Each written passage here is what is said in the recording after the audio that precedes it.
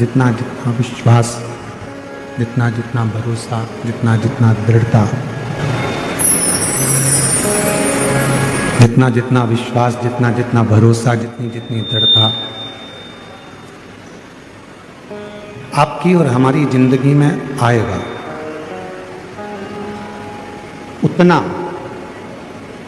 रिश्तों में भी, परमात्मा में भी एक अलग से लगाव उत्पन्न होता चले जाएगा। पीछे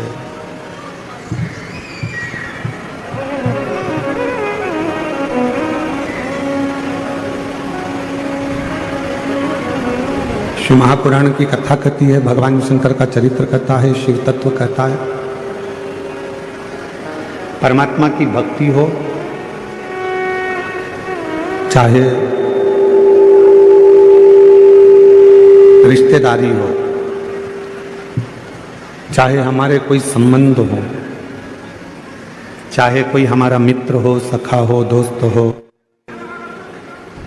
परिवार हो, ये कुछ भी हो, पर उसमें सबसे ज्यादा जरूरी है आपका विश्वास, आपका भरोसा। कल भी कथा में कहा था कि शिवजी की कथा सुनना सरल है, शिवजी के मंदिर में जाना सरल है, शिवजी को एक लोटा जल चढ़ाना सरल है, भगवान शंकर का गुणगान करना सरल है। पर शिव महापुराण की कथा कहती है कि सबसे ज्यादा कठिन है शिव महापुराण पर भरोसा करना, शिवजी पर भरोसा करना, भगवान की विरल भक्ति पर भरोसा करना, भगवान के भजन पर भरोसा करना, विश्वास करना।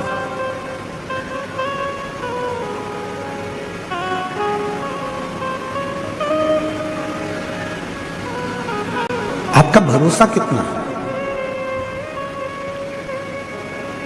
आप शिव पर कितना विश्वास करते हो, कितना भरोसा करते हो, शंकर के कितने करीब आप पहुंचे हो, ये आपका विश्वास बताएगा।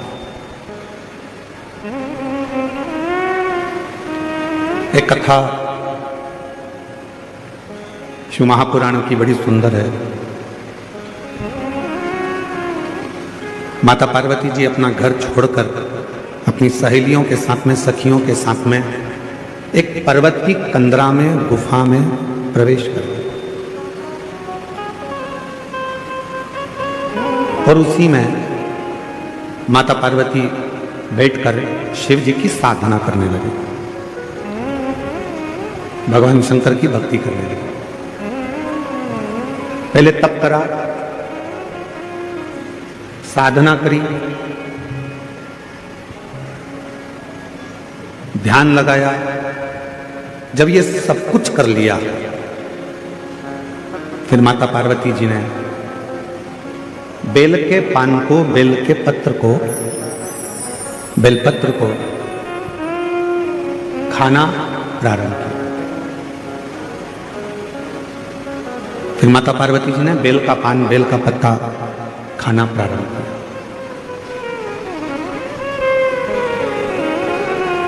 अब सूखे बेलपत्तों को खाती खाती पार्वती मैया दुर्बल हो गई, एकदम दुबली, एकदम दुर्बल। पानी भी नहीं पीती, भोजन भी नहीं करती, कोई फल भी नहीं खाती, केवल बेलपत्र को, केवल बेल के पान को, बेल के पत्ते को, बेलपत्र को खा।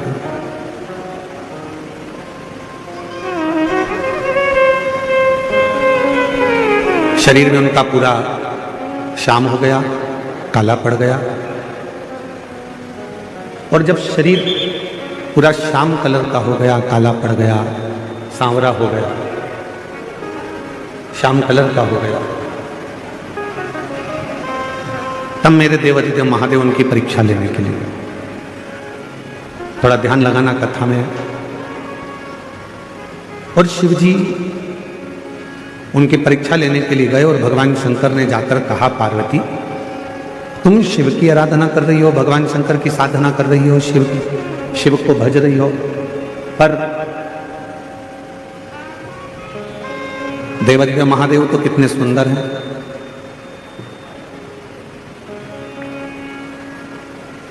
कर्पूर गौरम करुणावतारम संसार सारम भुजगेन्द्र। भगवान शिव तो इतने सुंदर हैं, भगवान शंकर तो इतने सुंदर हैं, इतने सुंदर हैं, और तुम इतनी काली हो गई हो, दुर्बल हो गई हो, पत्ते खाती हो, और शरीर भी तुम्हारा पूरा दुर्बल हो चुका है, और तुम्हारा पूरा शरीर दुर्बल हो गया।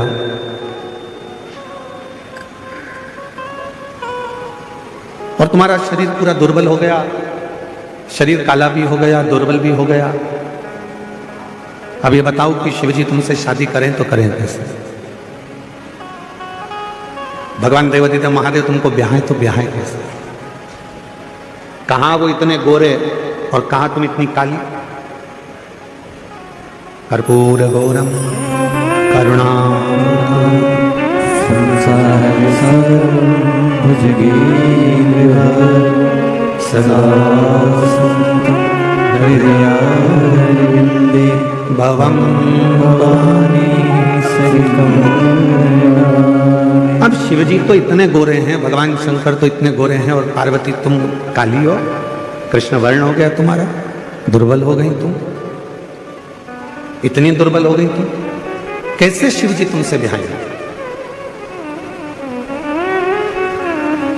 कैसे भगवान शंकर तुमसे शादी करेंगे? कैसे उनका विवाह तुमसे होगा?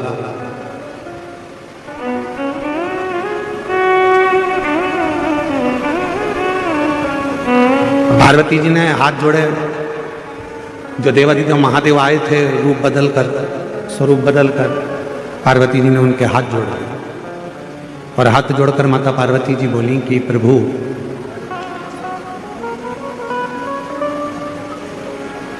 भगवान, ये मेरा विश्वास कहता है और मेरा दृढ़ विश्वास कहता है, बेलपत्र के पत्ते को खाने से जब तुम मेरे पास आकर मुझे उपदेश दे सकते हो, ज्ञान दे सकते हो, मुझे समझा सकते हो, तो ये मेरा विश्वास कहता है कि एक ना एक दिन बेलपत्र का पत्र मेरे मुख में अगर जाता रहेगा तो मेरे भीतर की इंद्रियां संयमित रहेंगी, और जब भीतर की इंद्रियां संयमित रहेगी तो एक ना एक दिन मेरा महादेव भी मेरे पास में मुझे वरने के लिए जरूर आएगा। मुझे मेरा शंकर, मुझे मेरा महादेव, मुझे मेरा भोले बाबा मुझे वरने के लिए जरूर आएगा।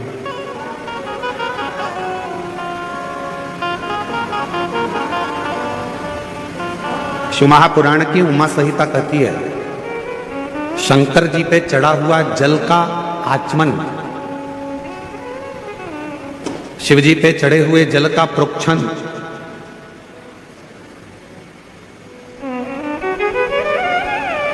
कायिक, वाचिक और मानसिक तीन तापों को नष्ट कर देता है।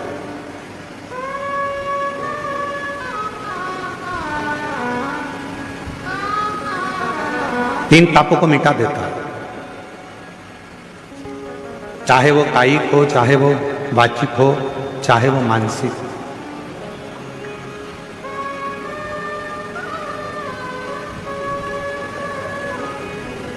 और कोई ये ना कहे कि केवल सीहोर वाले महाराज जी कहते हैं कि शंकर जी पे चढ़ा हुआ जल पीना चाहिए।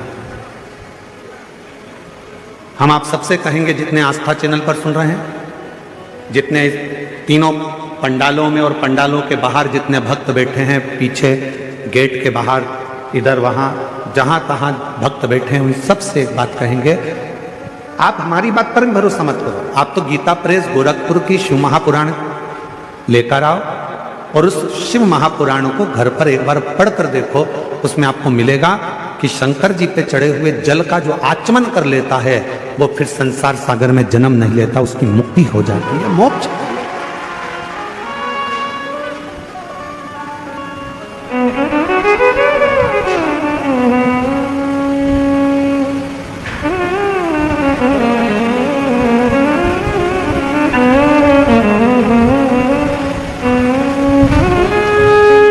कल डॉक्टर साहब कह रहे थे, श्रीमान सुजय बीके पाटिल जी, कहा गुरु जी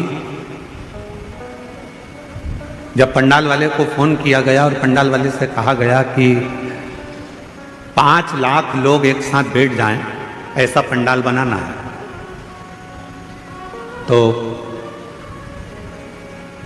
पंडाल वाला बोला कि 5 लाख लोग पंडाल में आ जाएंगे। तो डॉक्टर साहब बोले, सुजय विखे पाटिल जी बोले, कहने लगे हाँ 5 लाख लोग आ जाएंगे। तो डॉक्टर साहब कल बता रहे थे कि जब ये 5 लाख भक्तों का पंडाल कल पहले दिन ही भरा गया तो पंडाल वाले को भी आश्चर्य हुआ कि इतने भक्त कैसे। हम डॉक्टर सुजय विखे पाटिल जी को और माननीय श्री नामदार राधा कृष्ण विखे पाटिल जी को धन्यवाद देते हैं। शिव महापुराण का तो ये आनंद है, साथ में डॉक्टर साहब आपका और विखे पाटिल जी आपका प्रेम भी आपके क्षेत्रवासियों के प्रति बहुत ज्यादा है, इसलिए भक्तों का सैलाब, ये भक्तों का आगमन, ये भक्तों का आना, शिव तत्व की ओर अविरल भक्ति को प्राप्त करना।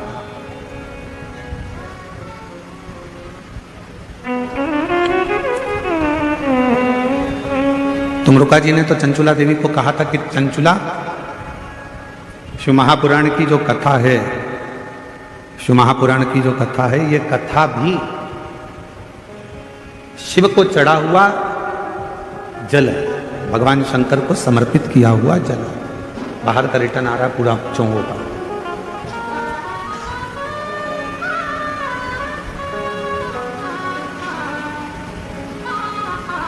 जो शिव महापुराण की कथा को श्रवण कर कर जाता है, ये समझ कर जाता है कि हम शंकर भगवान को चढ़े हुए जल का आचमन कर कर, शिव को प्राप्त कर कर, भगवान शंकर की शरणागति प्राप्त कर कर, भगवान शंकर की भक्ति प्राप्त कर कर हम चले।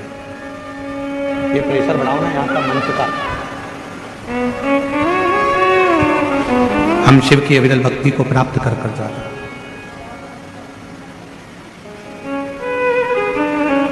शिव कथा कह रही है, भगवान शंकर का पवित्र चरित्र कह रहा है कि शिव के चढ़े हुए जल का वर्णन स्वयं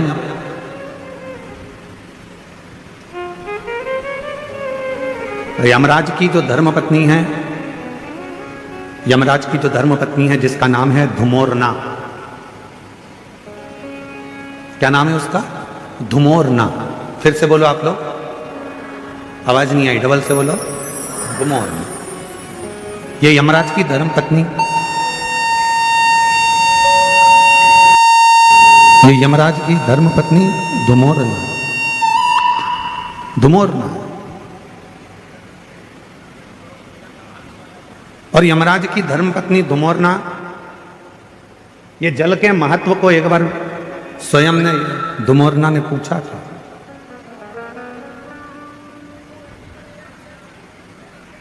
जल के महत्व को धुमोरना ने एक बार पूछा था।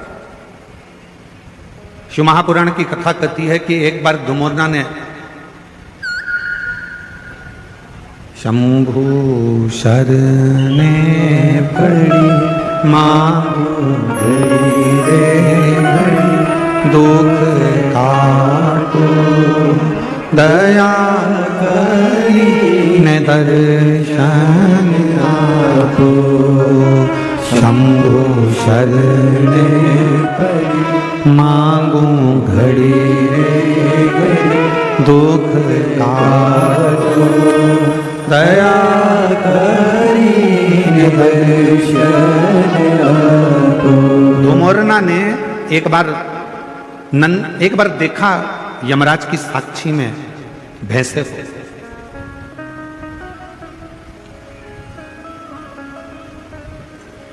धुमोरना ने देखा कि यमराज का जो भैंसा है,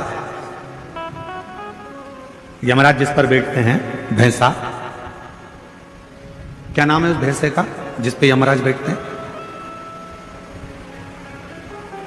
जम के बोलो जरा। यमराज जिस भैंसे पर बैठते हैं, जिस पाड़े पर यमराज बैठते हैं, जिस भैंसे पर यमराज बैठते हैं, उसका नाम क्या है? उसका नाम है पौंड्रक। क्या नाम है? पौंड्रक। तो एक बार धुमोरना ने उस पौंड्रक को देखा, उस भैंसे को देखा कि भैंसा क्या करता है कि यमराज प्राण खींचते हैं और प्राण खींचकर किसी को लेकर जाते हैं और भैंसा उसको खूब त्राड़ देता है, उसको खूब मारता है, सींग से रोनता है, पांव से कुचलता है, उसको परेशान करता जाता है। भैंसा उसको खूब परेशान करता है। पर धुमोरना ने फिर एक जगह देखा कि धुमोरना ने देखा कि वो भैंसा एक जीव को यमराज लेकर जा रहे थे, पर उस भैंसे ने उसको कोई कष्ट नहीं दिया, भैंसे ने उसको कोई परेशान नहीं।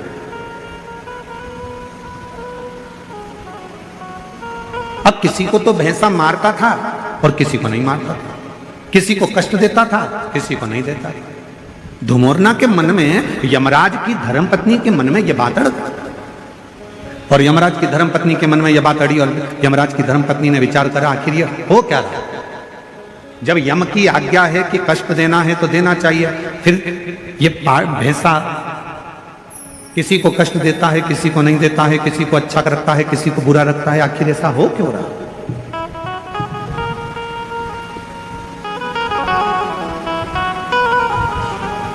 धुमोरना ने भैंसे को बुलाया और भैंसे को बुलाकर धुमोरना ने कहा, क्यों रे पुंडरक ये बता कि किसी किसी को यमराज जब खींच कर लेकर जाते हैं, प्राण जब छूटते हैं, तो किसी को तो तू बहुत कष्ट देता है, किसी को तो तू खूब मारता है, कष्ट देता है, परेशान करता है, उसको खूब खूब रोनता है, पांव से भी रोनता है, सींगों से भी रोनता है, किसी किसी को तो बहुत कष्ट देता है।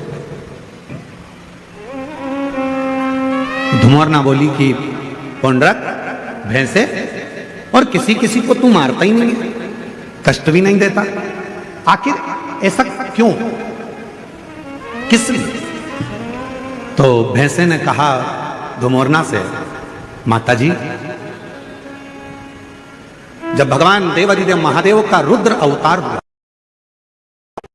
जब मेरे शंकर भगवान का अवतार हुआ और उनका रुद्र जो अवतार था, क्रोध का जो अवतार था, उस क्रोध के अवतार में मेरा जो जन्म हुआ है, मैं जो भैंसा बनकर पैदा हुआ हूं, वो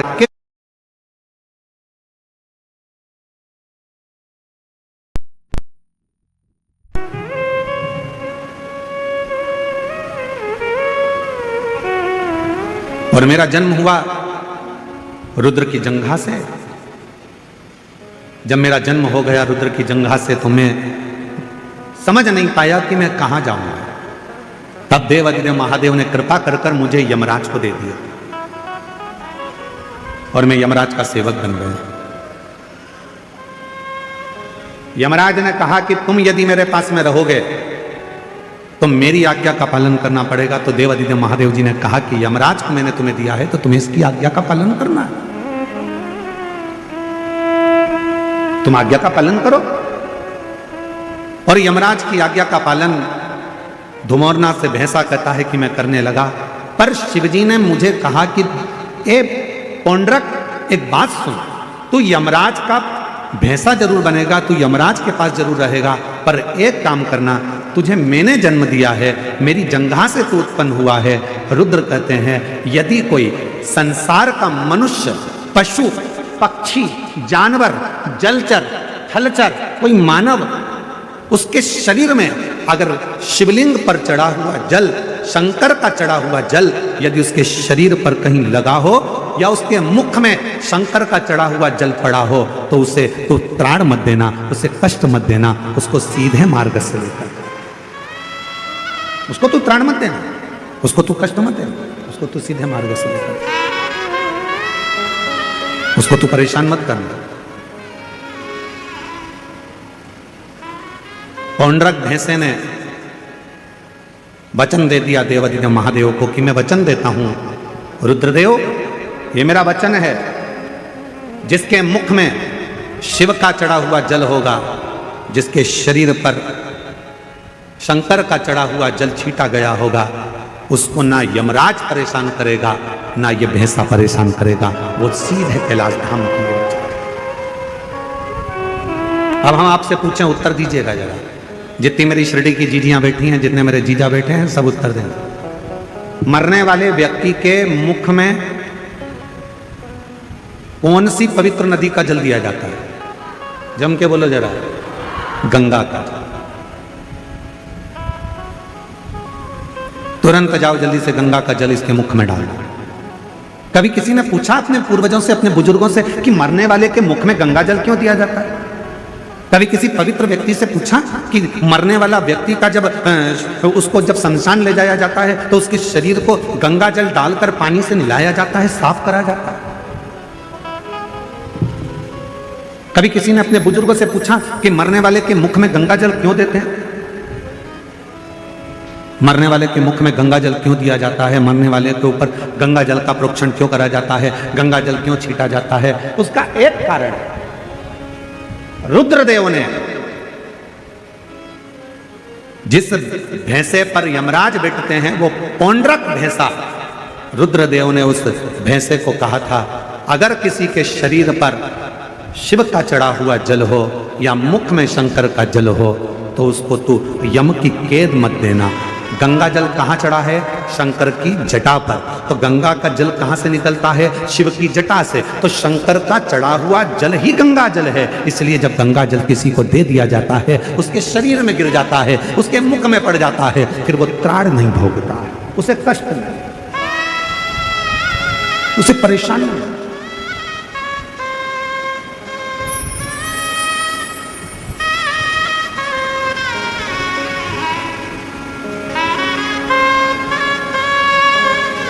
महाराज,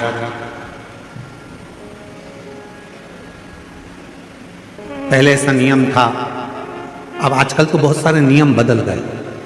पहले कोई मानसरोवर जाता था तो मानसरोवर का जल लेकर आता था तो अपने आसपास में थोड़ा थोड़ा जल देता था। बोलो बोलो दीदी, सही है गलत है? कोई गोदावरी स्नान करने के लिए जा रहा है तो माँ गोदावरी का जल लेकर आ रहे हैं तो थोड़ा थोड़ा आसपास में बांट देते। कोई हरिद्वार गया, गंगा जी का जल भरकर लाया तो गंगा जी का जल आसपास में बांट देते। पहले ऐसा नियम था। अब बीच में लोगों ने ये नियम बंद कर कर गिफ्ट बांटना चालू कर दिया। हम केदारनाथ जी गए थे, तुम्हारे लिए गिफ्ट लेकर आए। हम हरिद्वार गए थे, तुम्हारे लिए गिफ्ट लेकर आए। हम शिरडी गए थे, तुम्हारे लिए गिफ्ट लेकर आए। फिर गिफ्ट का काम बंद हुआ तो लोगों ने फिर प्रसाद देना चालू करा। हम उज्जैन गए थे, तुम्हारे लिए प्रसाद लेकर आए। हम वहां गए थे, तुम्हारे लिए ये प्रसाद लेकर आए। हम तुम्हारे लिए ये प्रसाद लेकर आए। शिव महापुराण की कथा कहती है किसी मंदिर, देवालय, शिवालय या किसी तीर्थ का सबसे बड़ा प्रसाद होता है वहां की पवित्र नदी का कुंड का जल। वो जल जब हम अपने आसपास में देते हैं तो हमें हजारों हजारों तीर्थ का पुण्य फल प्राप्त हो जाता है।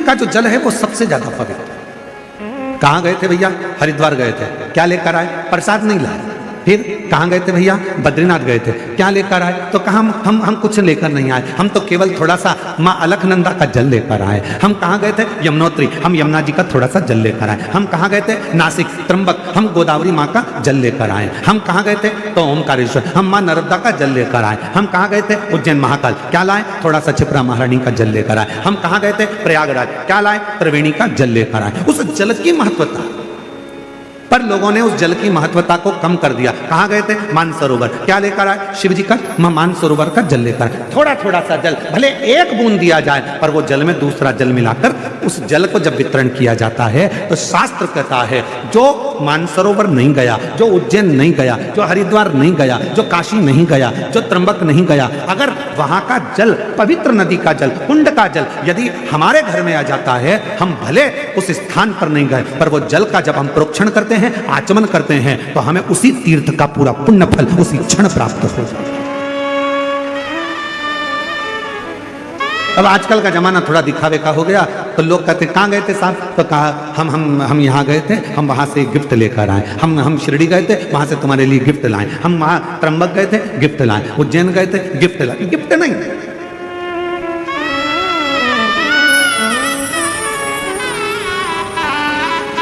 अभी कथा में हमने कहा था, जलगांव की कथा में, कि करवा चौथ पर तुम्हारा पति तुमको गिफ्ट दे, पर तुम अपने पति को कसम खिलवाना। बोला था कि नहीं बोला था? अरे जम के तो बोलो। तुम अपने पति को सौगंध दिलवाना करवा चौथ के दिन कि तुम मुझे गिफ्ट दे रहे हो, चलेगा, पर मुझे भी एक गिफ्ट चाहिए कि तुम कसम खाओ सौगंध खाओ कि जब भी गाड़ी चलाओगे तो हेलमेट जरूर लगाओगे, जब भी गाड़ी चलाओगे तो हेलमेट। ये गिफ्ट दो मुझे कि क्योंकि तुम हो तो मेरा घर है, तुम हो तो परिवार है, तुम हो तो मेरा कुटुंब है, तुम हो तो मेरे बच्चे हैं, और तुम हो तो मैं। हेलमेट लगाओ, 4 व्हीलर गाड़ी चलाओगे सीट बेल्ट लगाओ। ये शपथ दिलवाओ।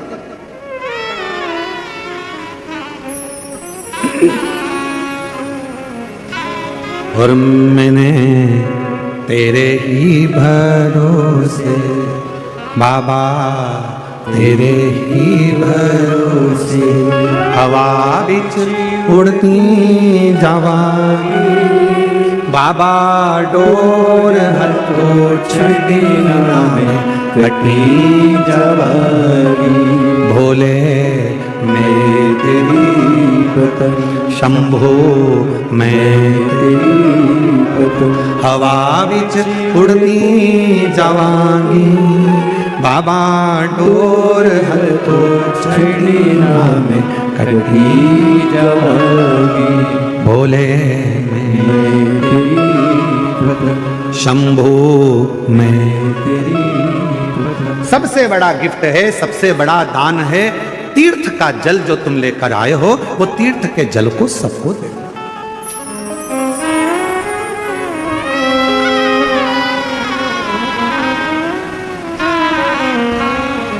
मुख में गंगा जल हो, ब्रज का बंसी बट हो, मुख में गंगा जल हो, ब्रज का बंसी बट हो, मेरा काशी वाला निकट हो, जब प्राण तन से निकले, मेरा काशी वाला निकट हो, जब प्राण तन से निकले। काशी वाला क्यों निकट हो? क्योंकि माता पार्वती जी ने शिव जी से 2 वर मांगे थे काशी में। पहला वर काशी में मांगा था माता पार्वती जी ने कि जिस पति पत्नी में झगड़ा हो उसमें प्रेम बहुत बढ़े। इसलिए आज भी पति पत्नी का आपस में झगड़ा होता है तो उनमें प्रेम बढ़ता है। पति झगड़ा कर कर जाता है, ऑफिस से आते से ही पूछता है क्यों तेरी मम्मी कहां गई, तुरंत पूछता, मतलब झगड़ा समाप्त, प्रेम। और पार्वती जी ने दूसरा वर मांगा था शिव जी से कि काशी में जो मरेगा उसको गुरु मंत्र तुमको देना पड़ेगा, काशी में मरने वाले को मोक्ष मंत्र आपको देना पड़ेगा। इसलिए शास्त्र की रीति है, हमारे यहाँ काशी खंड स्कंद पुराण का वर्णन करता है कि काशी में मरने वाले के कान में भगवान शंकर तारक मंत्र प्रदान कर देते हैं, और वो तारक मंत्र सुनते से ही काशी में मरने वाला फिर जन्म नहीं लेता, वो शिव का गण बनकर शंकर के धाम में शिव के आनंद में रहता है, फिर वो जन्म मरण के प्रपंच से छूट जाता है, फिर वो जन्म मरण के प्रपंच से मुक्त हो गए, मुक्त।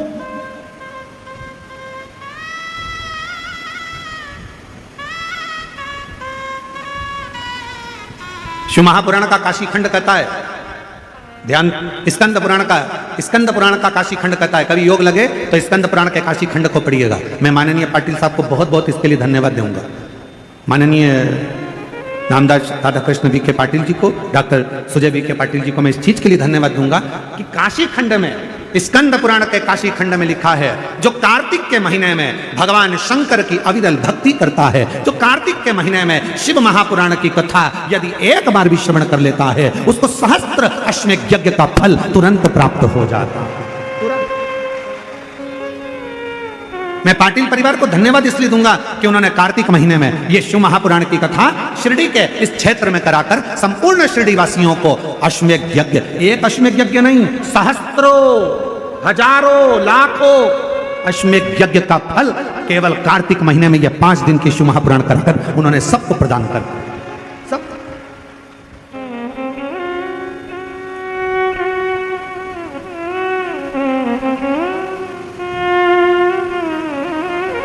जब डॉक्टर सुजय वी.के. पाटिल जी कथा लेने के लिए सीहोर आए थे तो उस समय पर बता रहे थे, उनको 2-3 तारीख बताई गई, पर उन्होंने जो तारीख चुनी वो कार्तिक के महीने की चुनी। तो हमको भी आश्चर्य हुआ कि जरूर माता पिता के संस्कार इतने प्रबल है कि कार्तिक के महीने की अगर तारीख चुनी है तो उसमें फल, तो ये श्रेष्ठता हुआ।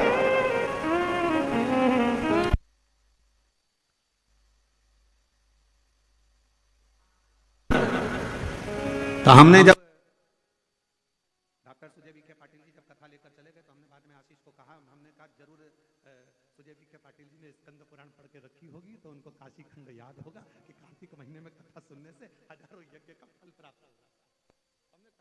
हमने कहा जरूर उनको ये बात का ज्ञान होगा कि कार्तिक महीने में एक कथा भी यदि कोई दिल से श्रवण कर लेता है, शिव नाम ले लेता है, शंकर का स्मरण कर लेता है, शिव नाम की स्तुति कर लेता है, शंकर का अविरल भक्ति को धारण कर लेता है, शिव महापुराण की कथा कहती है, भगवान शंकर का चरित्र कथा है, आप और हम तो अपने घर पर दिवाली मनाते हैं। 33 कोटि देवी देवता काशी के घाट पर, गंगा के घाट पर दीपावली मनाते हैं। काशी के घाट पर दीपावली का पर्व मनाया जाता है।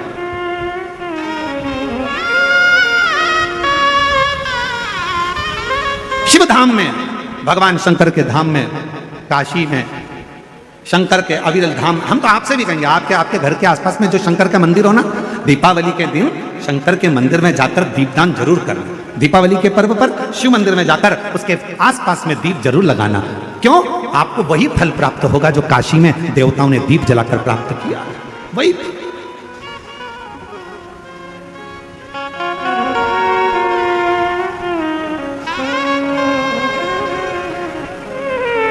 भगवान शंकर की अविरल भक्ति को धारण, शिव तत्व को धारण कर। और इस वर्ष जब आप 20 अक्टूबर को दिवाली मनाएं और 20 तारीख को जब आप दीपावली का पर्व मनाएंगे, हमारे यहां भी दीपावली कुबेरेश्वर धाम पर 20 तारीख की है, खजाना रहता है, ऐसा ही क्रम दीपावली पर्व का रहता है।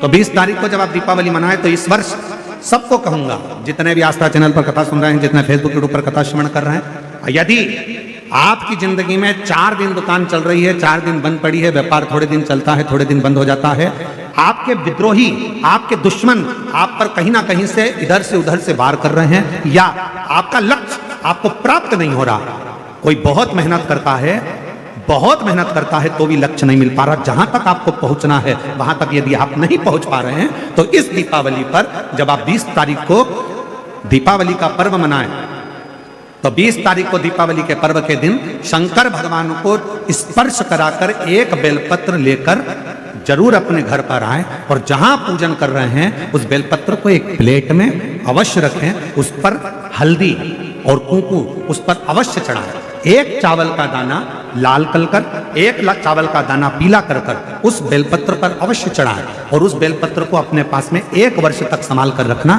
फिर अगले साल आप और हमें बताना कि उस बेलपत्र ने आपको मंजिल तक पहुंचाया कि नहीं पहुंचाया, आपको लक्ष्य प्रदान कराया कि नहीं।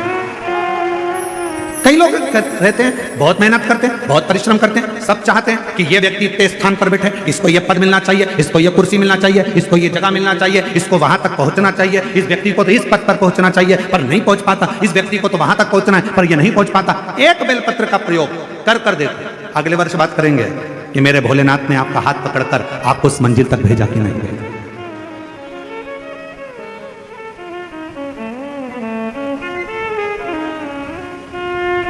कई व्यापारी, कई किसान कह देते हैं, अरे गुरुजी हमारी फसल पिट गई, अब की बार हमारी जो पिक थी वो पूरी की पूरी पिट गई, हमारा पानी ने बेकार कर दिया, हमारा इसने बेकार कर दिया, हमारा उसने बेकार कर दिया। बेचारा किसान कर्जे में होता चले जाता है, तकलीफ में होता चले जाता है। हम उनसे भी कहेंगे एक बार प्रयोग कर देखिए, एक बेलपत्री का दीपावली की रात्रि को, और अब की बार दीपावली का पर्व 20 अक्टूबर को जो मनाया जा रहा है, 20 अक्टूबर दीपावली पर्व के दिन एक बार प्रयोग कर देखिए कि वो बेलपत्र शिव जी को लगाया हुआ। क्यों?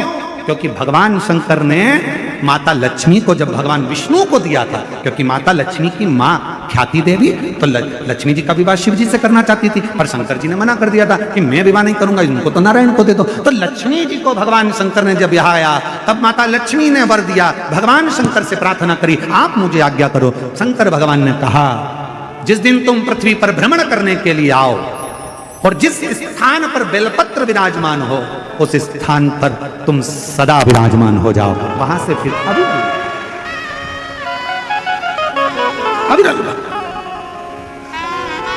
बोल बम का नारा है। इतना धीमा बोलोगे तो शिरडी वालों कल्याण तुम्हारा। अच्छे से बोलो जरा, बोल बम का नारा है। हर हर महादेव। शिव तत्व की प्राप्ति,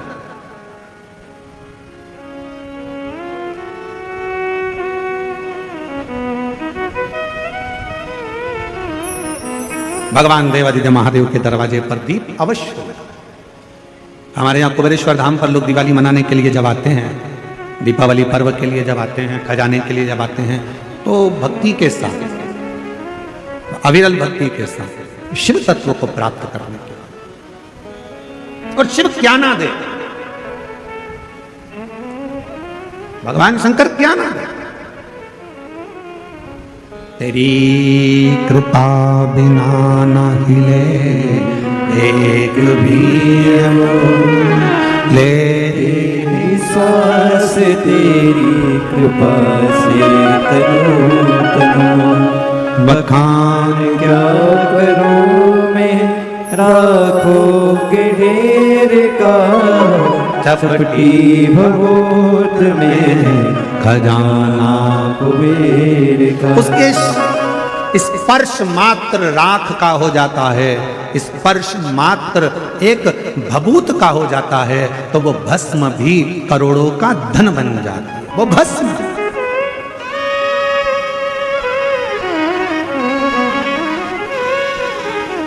इसलिए शिव महापुराण की कथा कहती है, एक लोटा जल सारी समस्या का